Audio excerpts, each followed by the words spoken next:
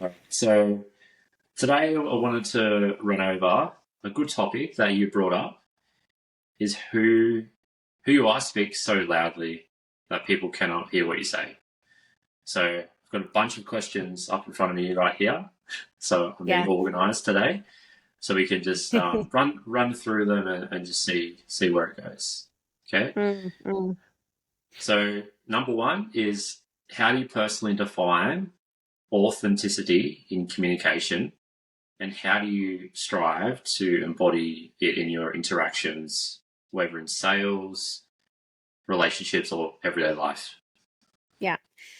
So I love this question because being authentic is the highest emotion that you can feel, right? That's where everyone wants to be, is in true authentic self. So for me and in my sales interaction, that's authentic means like me, who I am fully. So it's looking at a script and being able to recognize how I can mold those words, Mm, what's on that page into something that resonates with me in my authentic self. So as an example of that, there's lots of analogies that resonate with me and they make sense to me. And so when I say them, it has that effect that I want it to give. Now, I've heard those exact same analogies being used by other people mm, without having the same effect. And I think because in their true authentic selves, either they don't resonate with that yeah, analogy or it doesn't make sense to them. Do you yeah, know what I yeah, mean? yeah. No, I do Mm. understand. Yeah, 100%. Mhm. Because there's going to Yeah, be things that, like, yeah, as you said, resonate with you, like that make sense to you, and that's going to come through your voice as absolutely. being authentic. So Yeah. no, And that's good. not only that, Dylan, like I feel like also with the offer, it's got to be something that you wholeheartedly believe in. And Oh I yeah, don't mean believe in like as in, you can't sell crypto, for instance. Like you can, but I mean you have to see the results. So oh something yeah, that I like to do personally is I like to look at the testimonials. I like to, look at client success. I like to have a really good understanding of how I'm actually being a facilitator of change. What am I helping people into? yeah. How is it going to change their life? And to me, that's aligned to who I am as a person and my mission statement, meaning when I'm on the call, I am in my truest version of how like in true alignment. That's what I want to be doing in my life, is helping people, and Mm, sales is a vehicle. I guess actually not even sales, communication is a vehicle that's enabling me to do that, therefore being in my authenticity. yeah, exactly right. And as you said, it's gonna come through your voice. And say if I was Mm. trying to sell something I'm not interested in, like Yeah. tables, Yeah. that would not come out passionately because I don't give a shit about tables or plants or anything like that. But Yeah. like what we do, we sell people into fitness and ultimately to change their Mm. lives. So, Mm. and I definitely notice like it's changed my life, like my confidence, how I feel, and everything like that. So that's going Yeah. to come through in like conviction. Yeah, Absolutely. Yeah, yeah, absolutely. I train a lot of people, I coach a lot of people in sales, and they often try to emulate my style and how I do things. And, you know, I always have to stop and ask them, do you feel, how do you feel when you ask that question as an example? And they're mm, like, oh, I feel so silly. I would never say that. And I'm like, okay, if you would never say that, why are you saying it? you mm. know? That that just And gave me they're like, shivers. Yeah, yeah. And they're yeah, like, that's good. I don't know. And I'm like, okay, let's make it more Dylan. Let's make it more whoever I'm talking to. Like the intent behind the question can be asked in a different way. That's just the way I ask it because that's Mm. authentic and genuine for me. Mm. Yeah, So I yeah. love that. Yeah, you gave me shivers Mm. then. Oh, did Because yeah, no, I? it's great. No, because I Mm. really do resonate with it. That's why, Yeah. like, obviously, like, especially when we're talking about sales, like, obviously, it's important to follow a script, have framework there. But like, if you don't feel like it's yourself, like asking a certain question, that's where you can tailor it to how you would ask that question. Absolutely. Yeah. Yeah, because Yeah.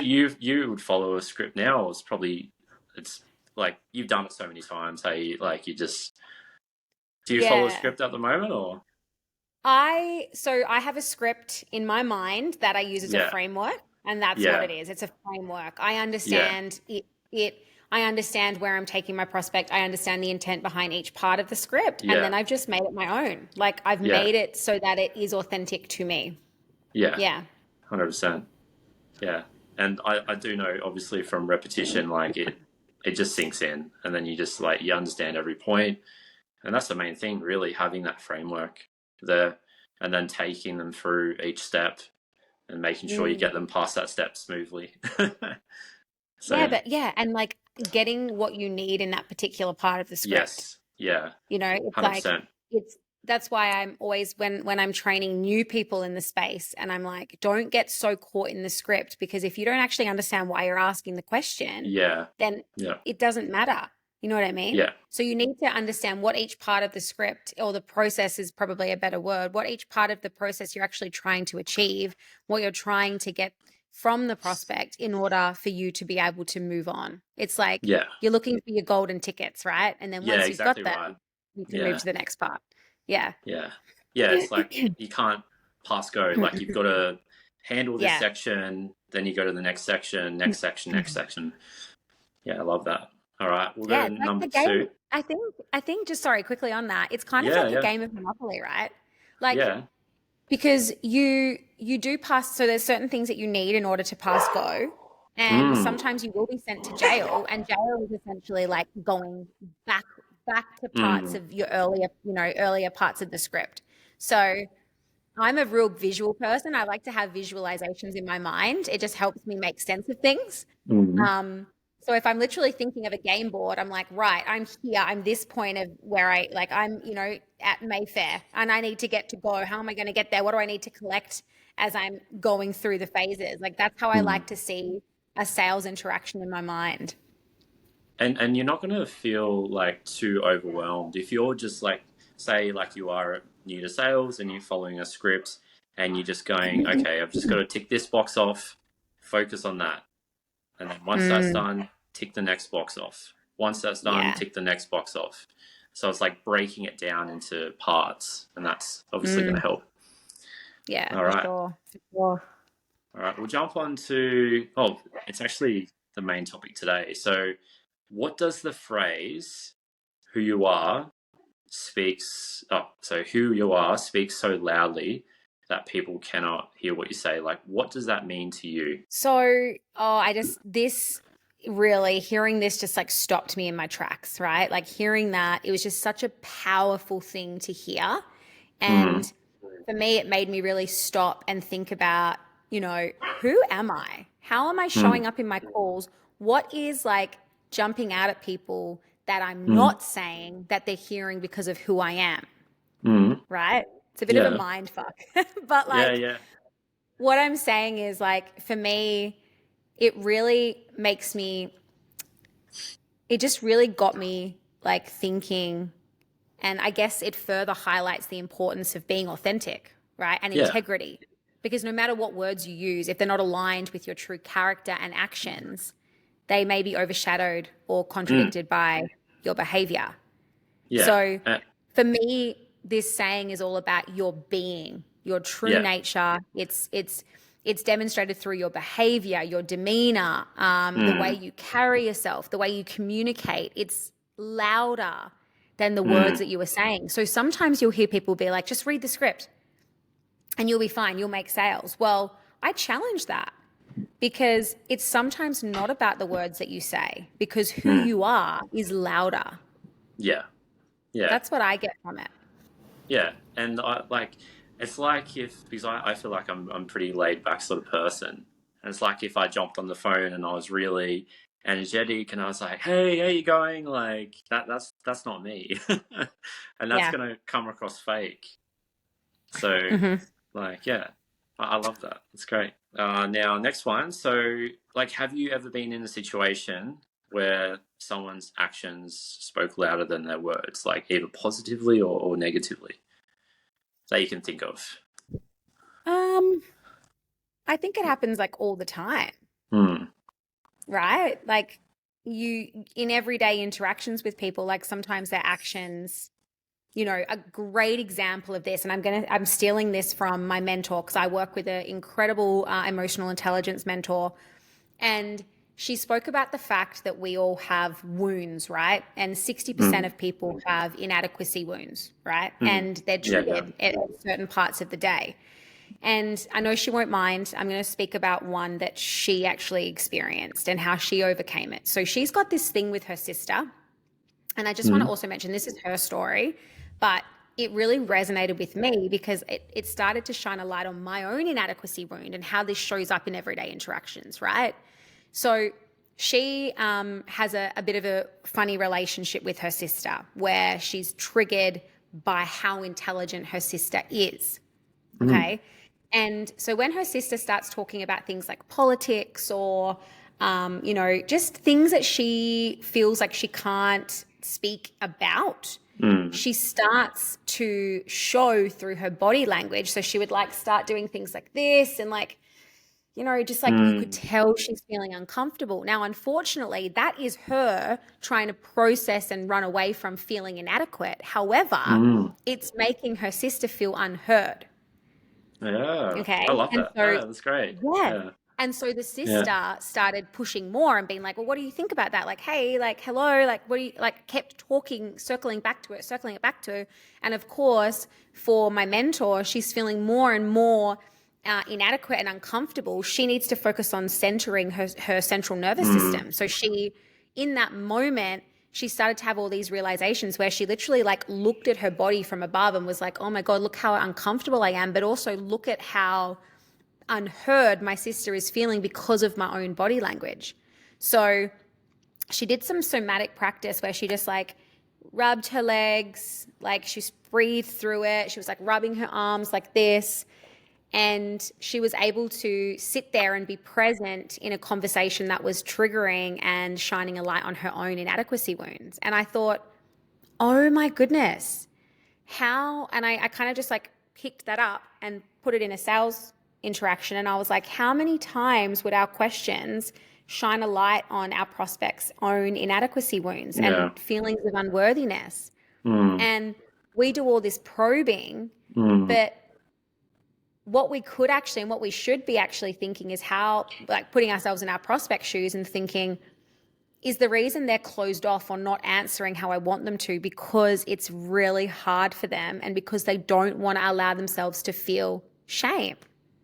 Mm.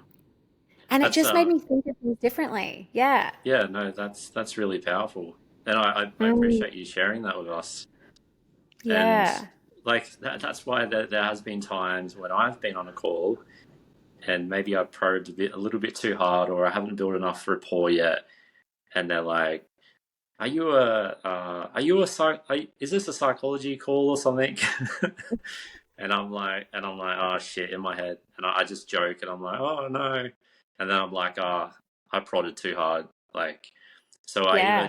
I didn't build enough rapport, I either didn't break down their guards, maybe I caused too much resistance, maybe I was asking in the wrong tone, so that's where Mm. obviously tonality and building rapport comes into play.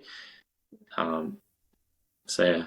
Yeah, like I feel like what's really important now and since hearing that story, what I've tried to be more conscious of in my interactions and even just in my communication in general is giving people the space and letting them know it's okay to, be vulnerable and to feel uncomfortable.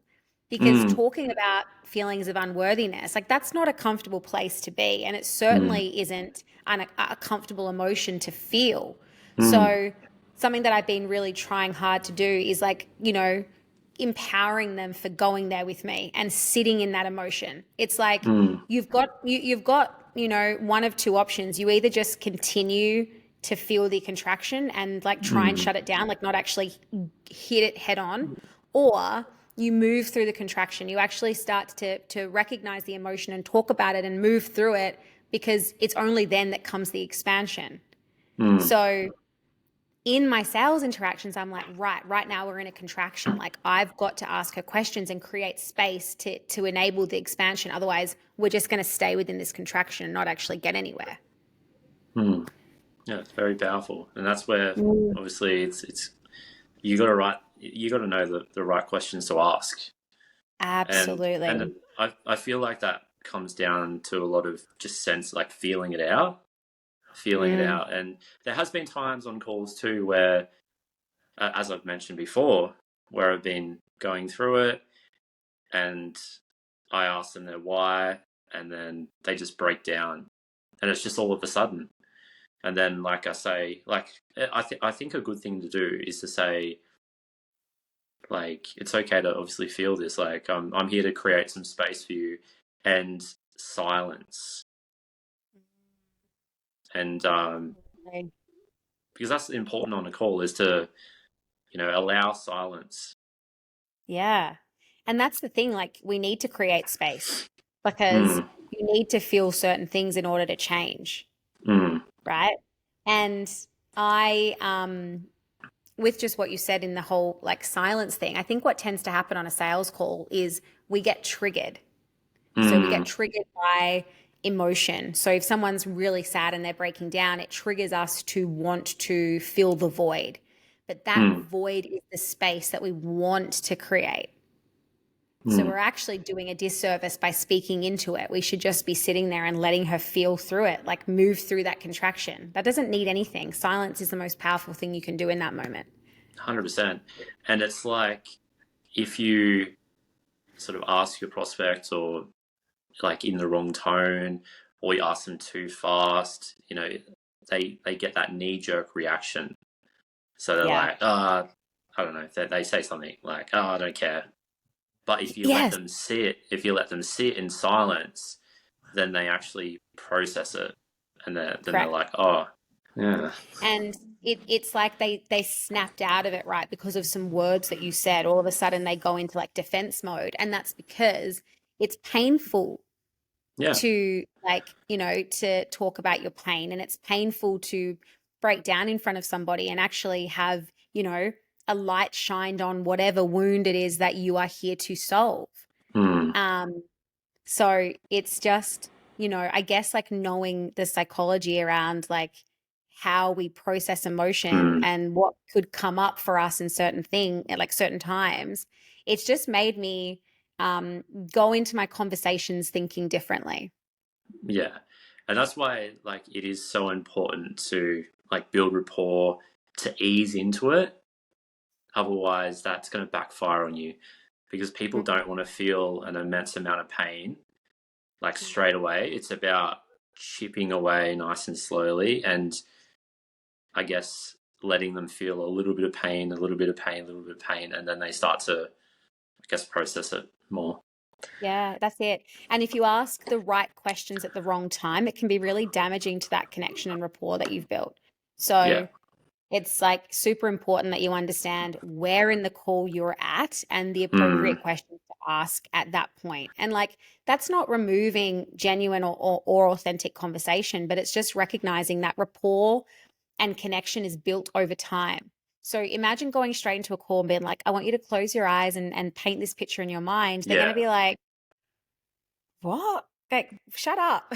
Yeah. Who Like the it's just fuck are not going to you? be, yeah, it's not going to Yeah. be well received. Or imagine like someone jumping on a call and you basically telling them straight away, like, why are you here? Like it's just not going to have the same impact as if you were to ask that Yeah. question after you've built that connection. Mm. That's why so much goes into a sales call. Hey, like you've got to Oh, ask the right so, questions, you've got to build rapport, just tonality. It's amazing. mm, All right, we'll get to the next question. So it was talking about uh, like, have you been in a situation where someone's actions spoke louder than the words? mm. But it said, how did that experience shape your perspective on authenticity and communication? Do you feel like you covered that? Yeah, I feel like I did in through that Yeah, story and just like how, yeah, you know, it, yeah, it definitely can change the way that you think about things, which is why I started to be more conscious of how I'm making my yeah, prospects feel. yeah, And am I noticing these cues? So I've been more, I've been more aware of cues in people's tonality and in their voice and in their language patterns, because that also could be showing me that, they're feeling really uncomfortable and leaning into that and creating that space. So, I'd love to get you to. Can you give me any examples of like you feeling out their tone, like on a Yeah. call? Yeah. Yeah. I just had one just before this. So, Yeah. I was presenting to her and I said, "Do you see how, having, customized meal plans would be, help you in actually losing this weight?" And she was like, "Yeah. Mm-hmm." And Yeah. something that I did Yeah. upon reflection, I was like, I didn't address that because I was like, well, I'm in the middle of my presentation. I'll leave this for now. But Hmm. what I should have actually done is there and then been like, oh, okay. I'm curious. I heard a bit of uncertainty there. Like, do you not feel that that would actually help you, or what's coming up for you in this moment? And why I should have done that there is because I ended up pitching her the entire thing, and Yeah. then I said, "Do you feel this is the program for you?" And she said, "Yeah." And I was like, "Okay. Yeah. All right." I was like, I should have done this earlier, but I said, look, there's definitely a lot of uncertainty there that's coming out. I was like, what's coming up for you in this moment? And she was like, oh, I think I just contacted you at the wrong time. She was like, I'm going to America in 2 weeks for a whole month. And she was like, I just feel like I'm a bit overwhelmed and like this is probably something I should have done when I'm back. So, like that was my bad because I didn't uncover that. I didn't actually pick up on her. Well, I did recognize the cue, but I didn't address it Yeah. until way later down in the script. And, you know, that is a prime example of why you shouldn't just push people down the script because she had this feeling right from the get-go. Mm. And upon reflection, it's why she was so closed off and it's why she was sort of like, not really getting too much into it. Yeah. So, yeah, that would be an example there. No, that's a good one. And yeah, it does happen. And I've been called out before, like, Mm, not being like, okay, I should have addressed that earlier. Because mm, like, yeah, you get to the end, you've spent like 20, 30 minutes on a call and then, yeah, they just don't want to go ahead. yeah. Something else as well that I have been working with people on, like understanding is uncertainty can show up in lots of different ways. So it can show up in uncertainty, it can show up in word tracks, and a really good time to poke holes in their thought process is during your vision. So you're creating the vision. You like paint this picture in my mind. Like when you hear me describe you in that way, how does that make you feel? Oh, I think it feels like pretty good. I think I would feel amazing. Yeah, I probably would. I guess that would make me. Now, in that answer, all I've heard is I think, probably, maybe, and. Now, if we isolate those words, what is that showing us? Uncertainty. Correct. Now, Yeah. if we leave that and not actually address it, what objection am I going to get at the end? I need to think about it. Correct. Uncertainty. So, yeah. So what we've started doing is, making an observation. Would it be okay if I make an observation with you? Has anyone ever told you that, the way that you speak, there's lots of thinks and probablys and maybes and I guesses? Have you ever realized that? And 9 times out of 10, they're like, oh my God, you're right. I don't actually believe that I can do this. And then you're like, aha. Mhm. Now that's self-belief. That's not something that I can give you. That's something that you have to find. You can lead a horse to the water, you can't make them drink it. It's the same kind of concept. It's like we need this prospect to have that belief to actually, you know, have that self-worth and feels like she's worthy of achieving the solution to a problem. So yeah, that's another word tracks and the words that they're using is a good Yeah. a good way to, feel out uncertainty and how they're thinking. Yeah. That's awesome. And that's where obviously reviewing calls is super, super important because you can Yeah. obviously pull out your own mistakes as well because you could be like, Mm. oh, that was an all right call, and you listen back to it and you're like, oh, that was shocking, or could be other way around, like, oh, I thought that was terrible, and then you listen back and you're like, oh, that was actually wasn't too bad. So, all right, we'll go to the next question. So it's sort of similar than the other ones, but it says, um, how do you feel authenticity and integrity? So we could go on that, play a role in sales and communication. So we could really go hard with integrity. I feel like integrity, particularly in sales, is like recognizing, when you are pushing and when you're getting Mm, commission breath, like you're too attached to the outcome. yeah. I actually, I work with an incredible organization. I train their sales team, and the business owner is currently doing sales at the moment just because they're a bit short on Mm, closes. And she's so hard on herself. Like she's honestly her worst critic. Like she literally, and when I reviewed some of her calls, because she asked me for some feedback, it was that she was too attached to the outcome. She wasn't yeah. tying things off. She wasn't getting Yeah. buy-in from the prospect. She was just pushing them down because the sale was close. And she had the best intentions, of course. It wasn't like a matter of her not being integral. She was being so integral. She was being like that prospect that's like, I'm speaking to myself 10 years ago and I'm trying to convince myself to buy crypto. So she was like, go, go, go. But unfortunately, it comes across to the prospect as like being pushy and Mm, not, um, you know, being that pushy, sleazy salesman, which nobody wants to be. And that's exactly what we're trying to change is how mm, sales are perceived, right?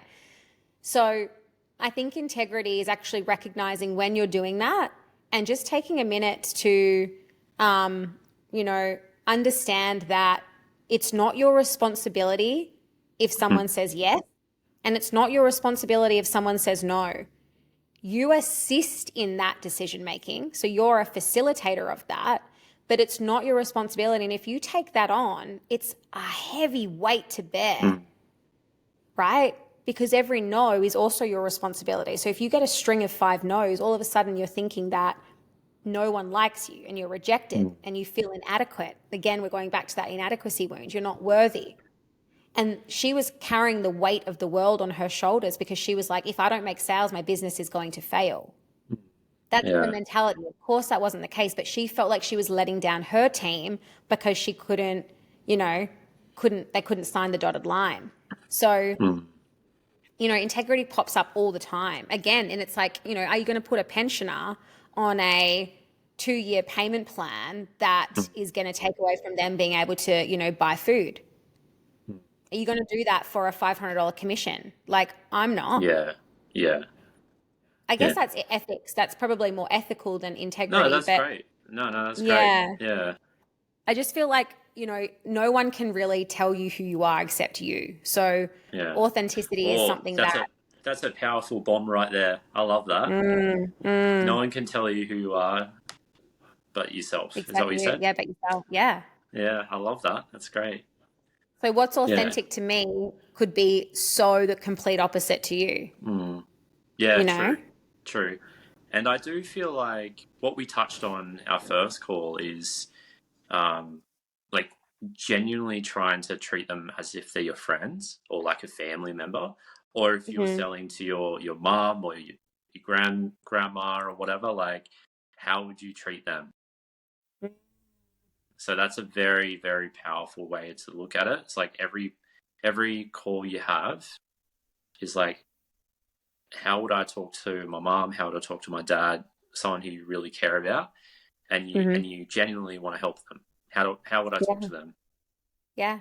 But even in Yeah, everyday interactions, Dylan, like it's not yeah, even having to be on a sales call. It's like if you, um, you know, made a mockery of someone or you humiliated someone. Now, keeping in mind, humiliation is really down low on, mm, one of the lowest emotions that you can feel. So in a team environment, for instance, if you made a mockery of someone or you humiliated them, it's like looking back at that interaction and going, is that something that I'm proud of? Is that something that I would say to my wife, to my husband, to mm, my auntie, my cousin? And if the answer is no, then why was it okay for you to do that in that kind of interaction? Regardless of whether it was like banter or, having a joke with someone, if you actually did something that made someone feel humiliated or it mocked them in any way, mm, that's not appropriate.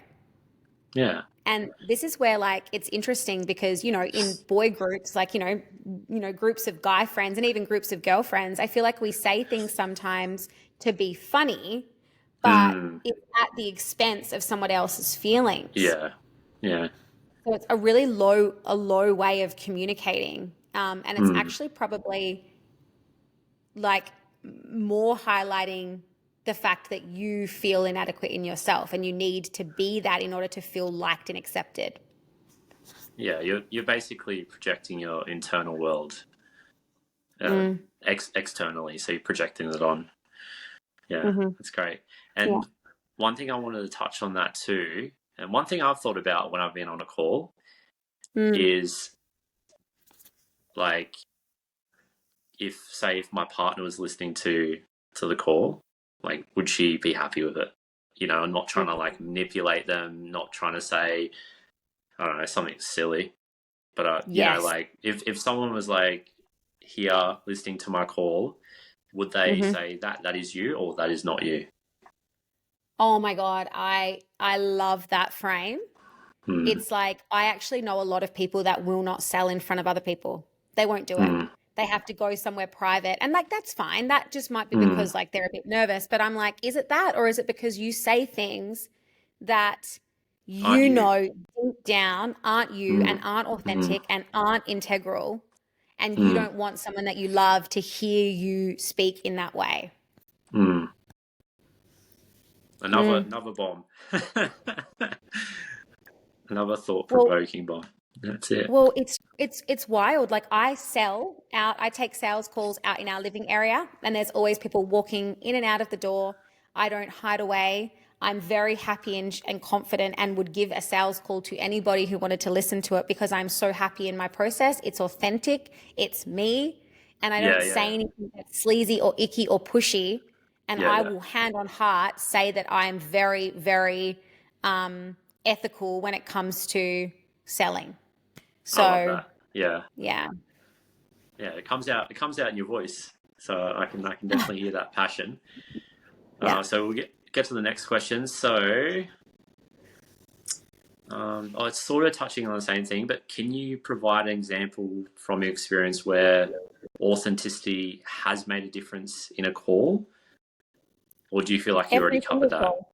Yeah. Well, every single I honestly my pre-call mentality is how am I going to show up for this person? Mm. And if I'm feeling, and this comes back to that first initial quote that we discussed, if I'm not feeling my best self, that comes out in my calls. Mm. So yesterday, this is a good example of this. Yesterday, I had a migraine and I had 4 calls in the afternoon. One, I couldn't even look at my computer screen. So I was literally like, I'm so sorry. Like, I need to reschedule. And she was all good because she, she could, that was who I was at that point. I Mm. was really just struggling. And the next lady, like, miraculously my migraine started to like kind of ease. I got my vision back a little bit and I could see. So I was like, I'll show up for this lady. And I wasn't myself. And she actually said to me at the end, she's like, "Are you okay?" And I said, Really? "Oh, yeah." Yeah. And I said, "Oh, I am really sorry. I actually have a migraine. I'm in a dark room. I've got an ice pack on the back of my neck." And she's like, "Oh my God." She's like, "I knew something was off the entire call." But she Yeah. was like, "I didn't want to ask you." And I was like, "I've just been focusing on speaking really slow." And Yeah. she mirrored that. She mirrored that the entire call, but she also knew that I wasn't 100%. Mm. I got the sale, Yeah. but Yeah. but Yeah. that's not the point. The point is like I didn't show up in that call as my best self. And that spoke Yeah. louder to her than the words that I was saying. Yeah.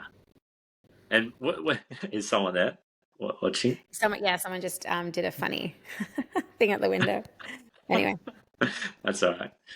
All right. Now we're getting towards the end of it, and it's cool. basically going over the same thing. So, yeah, would you have any sort of final tips, thoughts on being more authentic, being more consistent, having more integrity on your calls, hmm and then we'll wrap So it up.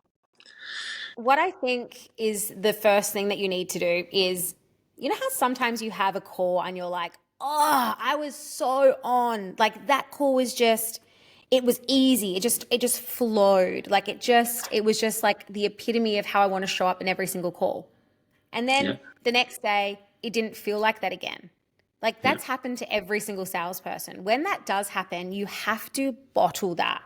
Like put Yeah. it in a folder that says my best call ever. Yeah, Okay. yeah, And yeah. when you do have days that you just can't seem to close a freaking door, the best thing for you to do is listen to yourself be an absolute boss. I Okay. love that. I'm That's such, coaching. yeah, that's such a Yeah. great tip. I'll have to let the team know that. That's really good. Yeah.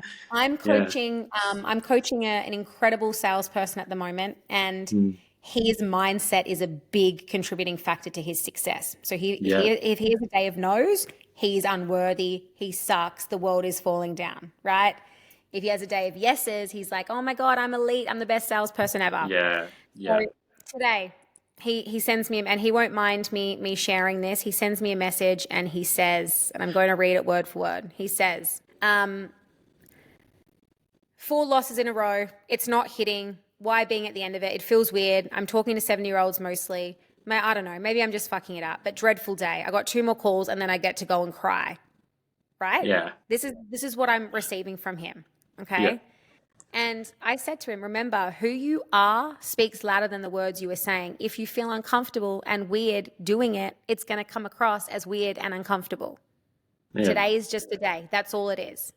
Okay. Yeah. Anyway, still stuck in his own head. So I sent him this affirmation and I said, I want you to record yourself saying it and send it back to me. Because even if you don't believe it, saying the words is going to have that effect. Your brain will eventually start to believe it. Yeah. So my affirmation was, each no is a stepping stone toward my yes. And with each rejection, I refine my approach. As I embrace this new script, I embody confidence and resilience. I am a sales champion, continuously growing and adapting. Success is inevitable, and I am unstoppable. No's do not rock my confidence. I am elite. Mm. And then guess what happened? He smashed it. He sold his next person. That's Now, awesome. we can have a debate about whether that's a coincidence or not. I don't care Yeah. because we know the power of placebo. Yeah. And if that little bit of confidence or positivity or affirmation made him step up to the plate and be in his authentic self, Mm. he closed the deal. Yeah. And I think it can be really important too to actually admit sometimes when you're on that call and say, hey, look, I'm not feeling great today. So you're being real. Yeah. Yeah. So like, Yeah. obviously I feel like that can come across good too. Like if you're feeling terrible and you're trying to be perky, and that's going to come across as like you're being fake. But if you admit it and say, hey, look, I'm feeling really tired today or something, maybe that's going to come across a bit better. But Yeah. yeah, Yeah. I love the mindset. I love the affirmation. That actually reminds me of one that I used to say to myself. It's sort of similar. It's I forgot who it was by. It's I am so grateful that I am so happy that I am unstoppable. I You love that. basically say that I Yeah. am so grateful that I am so happy that I am unstoppable. If you say Mm. that to yourself every day, you'll start feeling it. So it's really good. Yeah, you'll start to believe it. It's like rewiring your brain's thought process, instead of Yeah, saying, I suck, I suck, I suck, I suck. No yeah, one likes me. No one wants to buy from me. If we just change those thoughts, we're going to show yeah, up very differently. 100%. Um, yeah. So that's a few tips. I think also like being truly aligned and Mm. your authentic self comes from a lot of like inner work, Oh you yeah, know? massively. Yeah, Like massively. you don't just wake up and you're like, I'm authentic. It's like, Yeah, are you? yeah. And it's like really finding out who you are, what lights you up, like how you Mm. speak, how you interact, how you Mm. communicate, your personality style. Like there's so much work that you can do to truly feel aligned in who you are. Mm. And once you do that work, it's amazing how that just flows into the rest of your life. Yeah, Um, yeah, yeah. Yeah. So I just think like I'm doing the work at the moment. I'm working with a coach who's really helping me through a lot of this, and it's helping me reach that highest emotion of authenticity. Mm. And it's magic. It's absolute magic. While we're sort of getting a little deep here, I'm actually reading a book called Letting Go. It's by Mm, Dr. Robert Hawkins. I'd recommend to look into it. It's amazing. It actually talks yeah. about like different frequencies and everything, like shame, Mm. grief, love, courage, like everything like that, and how you sort of can get to those states in a way. Yep. But it's all about surrendering to the now. So yeah, Yeah, I love that. I thought I'd drop that bomb. Yeah. Yeah, that's Yeah. surrendering to the now. Oh my God, that's such a powerful thing. Um, I also, one of my girlfriends, she's also a closer, very, very good closer.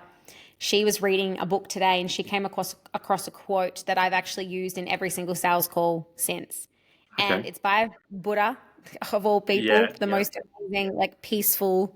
Yeah. And he said, change isn't uncomfortable, change isn't scary.